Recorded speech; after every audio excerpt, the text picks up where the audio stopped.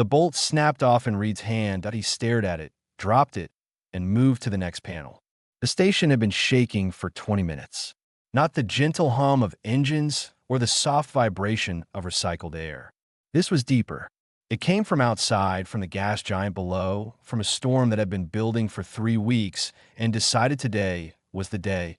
Reed had been in the maintenance corridor on level 4, replacing a cracked coolant line when the first real shake hit. The lights went from white to deep orange. Then a sound came through every speaker on the station. Not an alarm, a tone.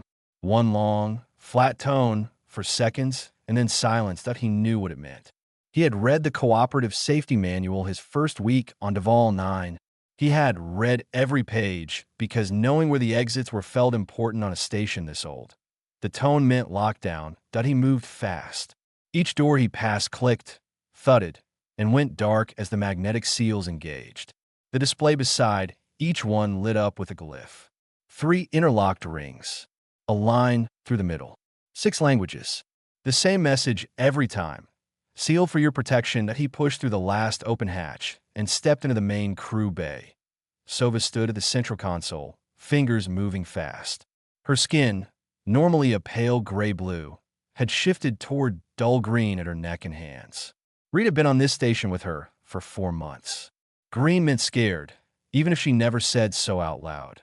Bryn sat on a cargo crate in the corner. He was enormous, broad-shouldered, with thick forearms built for hauling freight in rough conditions.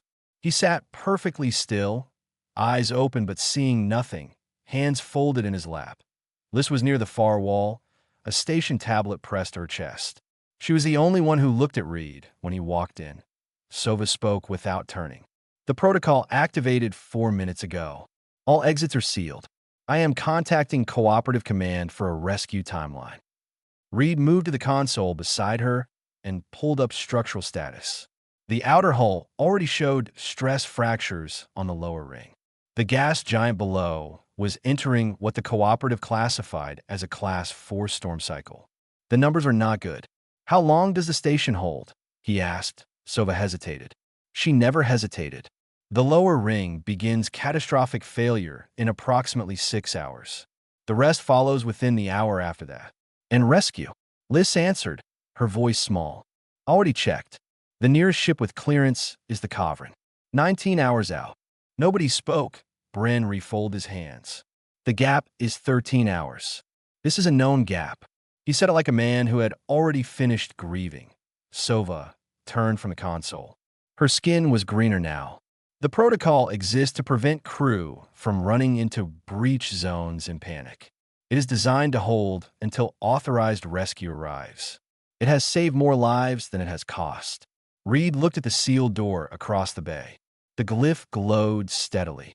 Sealed for your protection, that he read at once. Thought about what it meant in practical terms. Magnetic lock tied to the station safety AI. AI running the protocol. No crew level override. Every official exit on the station was sealed. That he said, not today. Bryn looked up. Sova tilted her head. Liz stared. I am sorry. Sova said. Reed pointed at the door. That door is not going to be the last thing I read before I die. He turned to Liz. You have station schematics on that tablet? Liz looked down at what she was holding, then back up. Yes. I pulled them when the alarm went off. I did not know what else to do. That was exactly the right thing to do. Pull up level 3 maintenance corridors and level 1 cargo transfer routes. Every shaft, every service tunnel, every crawl space that connects any 2 sections of this station. Liz started moving her fingers across the screen. Her hand was shaking, but she was doing it. Bryn watched Reed with an expression that was hard to place. You intend to find a way out? Yes. The protocol seals all exits. It seals all official exits, Reed said. This station is 30 years old, built in sections by 4 different construction crews who did not always agree on where things should go. The official map and the real map are not the same thing. Sova said, you cannot know that. I replaced a coolant line on level 4 last week. The access shaft I used is not on the official schematic. Sova had no answer for that. Liz looked up. Her hands had steadied. 6 maintenance shafts, not listed as official routes. And 1 cargo transfer tunnel on level 2. It connects to the secondary docking ring. Reed crossed the room and looked at her screen, the secondary docking ring. Bay door is sealed like everything else. But a sealed bay door was a problem for later. Right now, they had a route. "Show me," he said. The schematics spread across 3 screens. Reed stood in front of them with his arms crossed, not speaking, just looking. Liz had pulled everything she could find from the station's maintenance archive, and what was on those screens was not what the official layout said the station looked like. There were gaps between official routes, shafts that connected sections they were not supposed to connect, a cargo transfer tunnel that appeared in 2 separate maintenance logs under 2 different names, neither of which matched the official map. The station was a patchwork. 30 years of repairs, additions, and workarounds layered on top of each other like rings in old wood. Reed pointed at a shaft on level 3. "This one, where does it come out?" Liz traced it with her finger. "It starts near environmental control on level 3 and ends at the junction corridor on level 1. It runs behind the main coolant line for about 60 meters. Wide enough to move through. For you and me, yes. For Bren." Liz glanced at Bren, who was still sitting on the cargo crate, still watching Reed with that unreadable expression. "It would be close." Reed turned to the second screen. The cargo transfer tunnel on level 2 ran from the rear storage section all the way to a junction 40 meters from the secondary docking bay. It was listed in one maintenance log as decommissioned, and in another as under review for repurposing. Neither log had a closure date. That meant it was still physically there. "Sova," he said, "I need you to tell me about the secondary docking bay door." "What kind of lock?" Sova came to stand beside him. She studied the schematic. "Same as all exterior exits. Magnetic lock, tied to the station's safety AI, operating under the lockdown protocol. No crew clearance to override." Reed nodded. He had expected that. "And the AI? What happens if it cannot read the lock status?" Sova turned to look at him directly. "What do you mean?" "The AI maintains the lock by sending a continuous hold signal. If something interrupted its ability to confirm whether the lock was engaged, what would it do?" Sova was quiet for a moment. She was thinking. He could see it. "The protocol has a failsafe," she said slowly. "If the AI loses confirmation of lock status, it defaults to an open state for a brief window. 3 seconds. To prevent crew from being trapped by a malfunctioning lock." 3 seconds, Reed said. "It is a failsafe designed to prevent a different kind of problem. You are not suggesting what I think you are suggesting. I am absolutely suggesting what you think I am suggesting." Liz looked between them. "What is he suggesting?" Sova said. "He wants to make the AI temporarily unable to read the lock.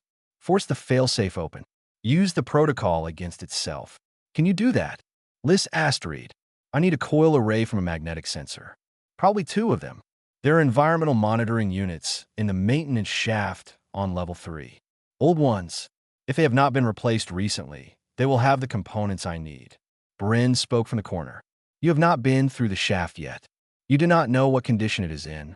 That is why we're going through it," Reed said. Bryn was quiet again. "Then, this plan has many points where it can fail." "Yes," Reed agreed. "That is true of most plans. We are going anyway." Bryn stood up slowly. He was very large standing up.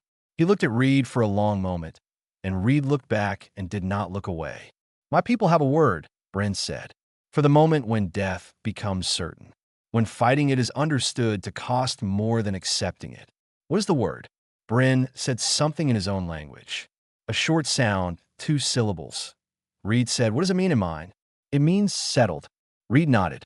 "My people do not have that word." Bryn blinked. "Every species has a word for acceptance of death." "We have a word for accepting death after it happens," Reed said. "We do not have one for before. That gap in the language is not an accident." Bryn had no response. Reed turned back to the schematics. "We move in 10 minutes. Take only what fits in a pocket. Liz, save the route to your tablet and keep it with you. Sova, I need you to monitor the structural status on your communicator as we move. If the lower ring starts failing faster than projected, I need to know immediately." Sova said, "And if it does, then we move faster." She almost said something else. Instead, she pulled out her communicator and started setting up the monitoring feed. Reed looked at Bryn one more time. The large alien was standing in the middle of the bay, not sitting, not folded into stillness. He was looking at the sealed door. After a moment, Bryn picked up a heavy wrench from the tool rack near the wall and held it. Reed said nothing. He just started walking toward the maintenance shaft entrance, and the others followed. The station shook once, hard, and somewhere below them something groaned and did not stop. The shaft was darker than the schematic suggested. Reed went first, using the light on his maintenance tool to see ahead. The shaft was roughly 1.5 meters wide. Enough for a person. Barely enough for Bryn, who moved behind Liz and had to keep his shoulders angled to fit. The sound of the storm outside was different in here. Muffled but constant, like something large breathing just beyond the walls. The first 30 meters were clear. Old pipes on both sides, a tangle of cables above, dust on every surface. No one had been in this shaft for a long time. Reed checked the environmental monitoring units as he passed them. The first two were newer models, replaced within the last year. No coideras. He kept moving. Liz stayed close behind him. She moved well in tight spaces, quick and quiet. She had stopped shaking. Whatever had replaced the fear in her was working better. How far to the monitoring units? Reed asked. 40 meters. Maybe 45. There should be a cluster of 3 older units near the junction bend. Reed kept moving. Behind him, he heard Bryn's breathing, slow and controlled. The big alien had not complained, had not spoken at all since they entered the shaft. Reed was not sure what that meant for someone from his species. Sova, directly behind Bryn, said quietly, "Structural status is holding. No acceleration in the fracture rate yet." Good. They reached the junction bend at 40 meters. The shaft turned sharply left, and at the bend, bolted to the wall, were 3 environmental monitoring units. Reed shone the light on them. 2 were old. The original installation. He could tell by the housing design, a style the cooperative had stopped using about 15 years back. He pulled the first one open. Coil array intact. He pocketed it. He opened the second. Coil array intact. He pocketed that too. That is what you needed. Liz asked. That is what I needed. The shaft bent left and then descended, a short drop of about 2 meters to the level below. Reed went down first, found a floor, helped Liz down. Sova came next, not needing help. Then Bryn, who had to lower himself through the opening sideways, and even then it was close. He came through with a scrape of metal on shoulder and said nothing about it. They were now on level 2. The cargo transfer tunnel was 90 meters ahead. According to the schematic, they walked at T 60 meters. The path changed. The shaft narrowed. Not sharply, but enough. A section of the outer wall had buckled inward, stress from the storm pushing the plates out of alignment. The tunnel was still passable, but barely. Maybe half a meter of space at the tightest point. Reed studied it. The wall was not going to move any further right now. It was settled into its new position, which was unfortunately inside the shaft. He measured the gap with his eyes, then with his hands. "I can get through," he said. "Liz can get through. Sova can get through." He looked back at Bryn. Bryn looked at the gap. He looked at his own shoulders. He looked at the gap again.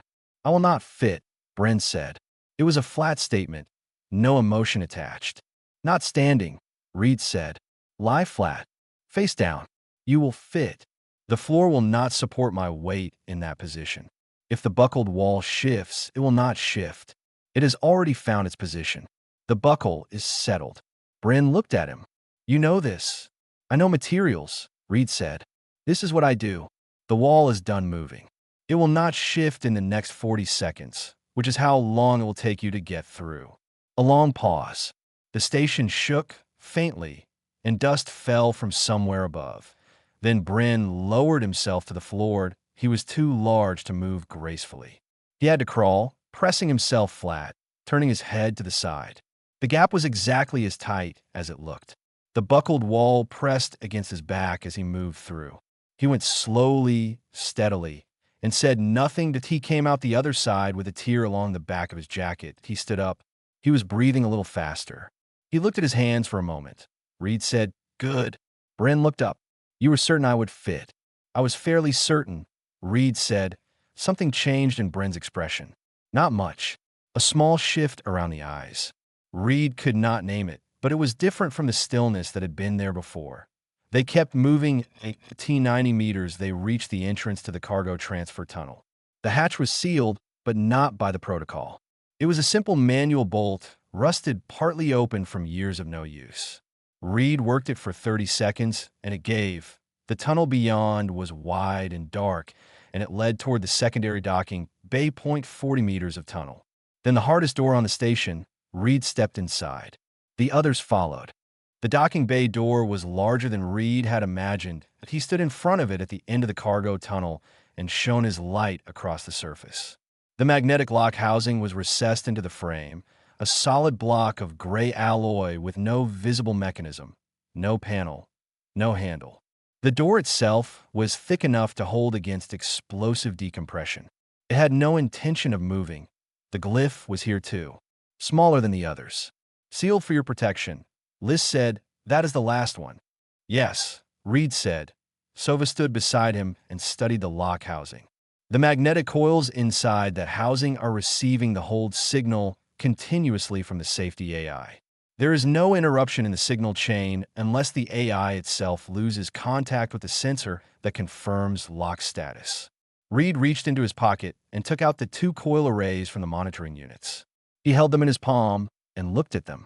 A localized magnetic field, he said, thinking aloud. Not strong enough to break the lock, just strong enough to flood the sensor inside the housing with interference. The AI tries to read lock status. It gets noise instead of data. It cannot confirm engaged. Fail-safe triggers. 3-second window. Sova said, "That is the theory. In practice, the interference field would need to be precise. Too weak, and the AI reads through it. Too strong, and the AI flags it as a tampering attempt and locks down harder." "I know. You have built this device before." "No." "You have studied the specifications of this lock housing." "No. I have a maintenance manual for this class of station in my head from when I read it on my first week here. The sensor position in this housing is standard for the cooperative Class 7 lock system. I know where it sits." Sova was quiet for a moment. "You read the maintenance manual once, for months ago. I have a good memory for things that might one day keep me alive." He sat down cross-legged in front of the door and started working. The 2 coil arrays were designed for environmental monitoring. They generated small fields for detecting atmospheric particles. Rewiring them to generate a directional pulse instead of a passive field took pulling apart both units and reconnecting the coil windings in a configuration they were not built for. Reed used a short length of wire stripped from the tunnel wall lighting. He used his maintenance tool as a contact bridge. He worked by feel as much as sight, keeping the light between his knees so his hands were free. Liz crouched beside him and held components when he asked her to, pass tools, kept quiet when he needed quiet, and answer questions when he needed answers. She was a good assistant. She understood when to be still. Bryn stood behind them, watching. He had stopped folding his hands. They hung at his sides now. Sova kept one eye on her communicator. Structural status. The lower ring fracture rate has increased by 12% in the last 20 minutes. We have less than 5 hours remaining. Noted, Reed said, not looking up. After 17 minutes, he had something that resembled a device. It was held together with wire, pressure from his fingers, and a strip of insulating tape from his toolkit. It did not look like anything the cooperative would recognize as equipment. It looked like a piece of rubbish that had been in the tunnel for a decade. He stood up. "That is it," Bren asked. "That is it. It will work. It will work or it will not. If it is not, I have one other idea, but I prefer this one." Bren said, "What is the other idea?" "It involves you and that wrench you brought and a secondary access panel that I noticed when we came in, and it takes longer and makes more noise." Bren looked at the wrench in his hand. He had been carrying it the whole time. He said, "I see." Reed positioned himself in front of the lock housing and held the device against the surface, angling it until the coil output was pointing directly at the sensor location inside. He looked back at the other 3. "When the door opens, move immediately. 3 seconds. Do not wait for me to go first. Just move." Liz nodded. Sova nodded. Bren said nothing but shifted his weight forward. "Ready." Reed activated the device. For 2 seconds, nothing happened. Then the glyph on the door flickered. The three rings pulsed once, twice, then went dark. The lock housing emitted a sound, a short, uncertain click like something that could not remember what it was doing. The door opened 0.3 seconds. They moved. All four of them were through before the door tried to close again. It caught on nothing, confused, and stayed half open in its uncertainty. They were inside the secondary docking bay. The emergency shuttle sat in its cradle on the far side, connected to its dock by two manual restraint clamps and an ignition lockout that was tied to nothing but the shuttle's own local system. No protocol. No AI. Just an old-fashioned ignition lock that a station crew was expected to be able to bypass in an emergency. Reed was already moving toward it. "Bren," he said, "I need you on the starboard restraint clamp. Pull the manual release on my signal." Bren moved, the base shook. Outside, the storm was reaching its worst. Reed got the ignition lockout open in 4 minutes. IT was an older system, a rotary bypass lock behind the pilot console that required a specific tool sequence to release. The sequence was in the maintenance manual, which Reed had read on his first week on Duval 9 and had not thought about since. It came back to him now, clean and in order, the way useful things do when they're needed. The shuttle's systems powered up. Lights came on. The air cyclers started. Liz sat in the co-pilot seat and began the pre-launch checks without being asked. Sova stood at the rear of the shuttle cabin, watching the bay through the viewport. "The bay exterior doors," she said. "We have not discussed how to open them." "I know," Reed said. "The exterior doors are not magnetic locks. They are physical bolt mechanisms. Large ones, designed to hold against explosive decompression. They require manual release from the bay control panel." "I know. The control panel is outside the shuttle." "I know that too." Reed finished the ignition sequence and stood. "That is why I'm going out there." Sova turned from the viewport. "If the bay loses pressure while you are at the panel, then Bryn pulls me back in and we use the other option." Bryn was standing near the shuttle door. He had heard everything. He said, "What is the other option?" "There is a manual emergency release for the exterior doors built into the bay floor. It is a physical lever system backup to the control panel. It takes more force than the panel controls. Significantly more." Bryn looked at his hands. Then at Reed. "How much force?" "More than I have. Roughly the amount a Doraki cargo specialist has." A pause. The bay shook as the storm hit the outer hull. Somewhere in the station behind them, something gave way. They heard it through the walls, a deep tearing sound that did not stop quickly enough. Bryn said, "Show me where the lever is." Reed showed him on the schematic. Bryn stepped out of the shuttle. Reed followed. The bay was cold, and the air had a sharp quality, thin in ways that suggested the station's life systems were already struggling. Bryn moved across the bay floor with his head down, covering ground fast. Reed went to the control panel. The panel was damaged. Not destroyed, but damaged. A ceiling support had come loose at some point during the shaking and caught the panel housing at an angle, cracking the display and bending the release lever mechanism out of true. Reed tried the lever. It moved partway and stopped. The mechanism was jammed. He looked at the exterior doors. Massive things sealed shut, holding back the gas giant's outer atmosphere. He could not open them from here. "Reed." Bryn's voice from across the bay. Reed looked. Bryn was standing at the floor panel, which was open. Inside was the manual lever system. 3 metal bars connected by a linkage designed to be operated by hydraulic tools. Each bar was as thick as Reed's forearm. Bryn gripped the first bar. Reed said, "Bryn, those are rated for hydraulic force." "You cannot." Bryn pulled. The bar moved. Not smoothly, not easily.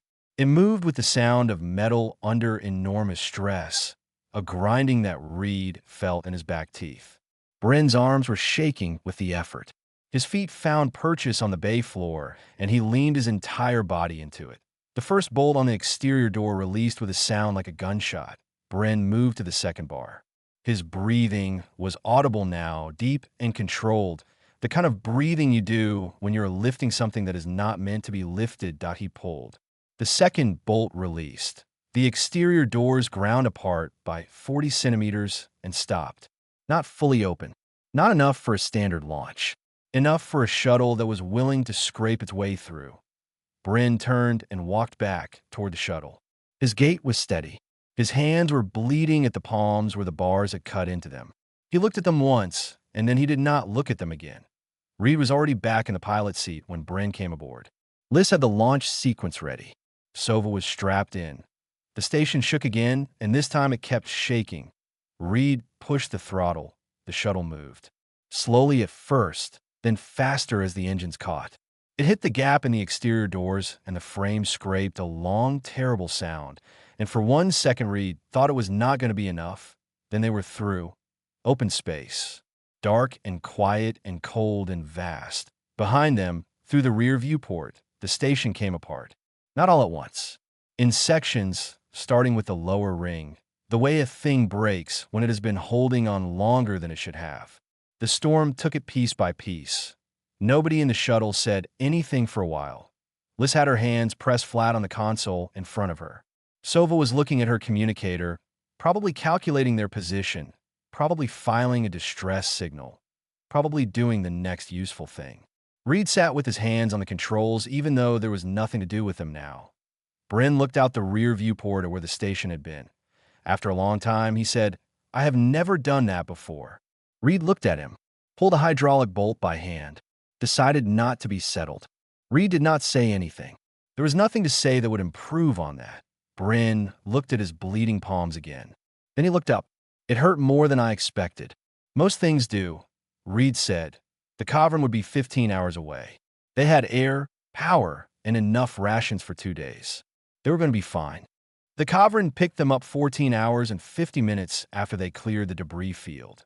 The cooperative officer who came to receive them in the docking bay was a Velthran, same species as Sova, with gray-blue skin and the careful posture of someone who had spent years following protocols. His name was Officer Dennett. He was polite, efficient, and visibly confused. He took their accounts one at a time.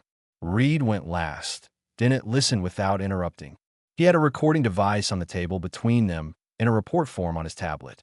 When Reed finished explaining what he had done, Dennett looked at the recording device for a moment, then at Reed. "The lockdown protocol is designed to be unoverridable at crew level," Dennett said. "This is a known design feature. It prevents panicked decisions in crisis situations." "I was not panicked," Reed said. Dennett made a note. "You constructed an interference device from salvage components to trigger the protocol's own failsafe mechanism." "Yes. This method is not documented in any cooperative engineering literature." "No, I made it up." Dennett looked at his tablet. "You are a structural engineer. Earthborn. Standard certification." "Yes. Nothing in your record suggests training in electronic countermeasures or AI system exploitation." "It was not countermeasures," Reed said. "I used the system the way it was built. It was built with a failsafe that opens when it loses sensor contact. I made it lose sensor contact. That is not exploitation. That is reading the manual carefully." Dennett was quiet for a moment. He made another note. Then he said, "The station is a total loss." "Yes." The protocol was functioning correctly. Reed looked at him. 4 crew members are alive. The station is gone. I'm not sure the protocol was functioning correctly. Dennett did not respond to that. He closed his tablet. In the common room afterward, Sova was already talking to a cooperative communications officer, and from the tone of her voice, the conversation was not going the way the communications officer had expected. Reed got a cup of water from the dispenser and sat near the far wall. Liz came and sat beside him. She had slept for 8 hours on the way to the cavern and looked better for it. Her eyes were clear. "Sova is filing a formal review request," she said, "for the lockdown protocol." "I heard." She said the protocol was designed without accounting for human problem-solving behavior. She used those exact words. Liz paused. Dennett's face did something interesting when she said it. "I can imagine." Liz was quiet for a moment. Then, "I want to apply for an advanced engineering program." "Why get back?" "There is one at Cooperative Station Mira that specializes in emergency systems and structural mechanics." "That sounds good. I want to understand how to look at something the way you do. Seeing the gaps. The ways things connect that are not on any schematic." She thought about it. "Can that be taught?" Reed drank his water. "I thought about that on the shuttle. I think it can partly. The technical part, definitely. The rest of it is harder. The rest of it, the part where something says stop and you keep moving, that one I'm not sure about. Liz considered this seriously, the way she had considered everything since the maintenance shaft on level 2. What do you call it? That thing you do. Reed thought for a moment. Tuesday, he said. Liz looked at him. My species does it every week, he said. We just do not always have a station falling apart to make it obvious. Across the room, Bryn was sitting with his bandaged hands resting on his knees. He was not folded into stillness. He was watching the stars through the Cavern's viewport, which was a different kind of stillness entirely. The kind that comes from a person who has made a choice rather than accepted a conclusion. He caught Reed looking and gave a small nod. Reed nodded back. The cooperative would hold 3 committee meetings about the lockdown protocol over the next 2 years. They would produce a review document of considerable length. They would make 17 adjustments. One of them, buried in Section 9 of the revised protocol manual, would add a single line to the safety guidelines. In stations with human crew, emergency lockdown parameters should account for non-standard egress attempts. IT was the most diplomatically worded thing anyone had ever written about the fact that humans simply do not sit down. Reed never read it. He had already moved on to the next station, the next schematic, the next cracked coolant line that nobody else had gotten around to. Somewhere in the cooperative's vast system of records, a note was added to his personnel file. It said, "Recommend for emergency systems consultation." Below that, in smaller text, someone had added a personal observation that was not standard procedure. Do not seal this one in. It will not help.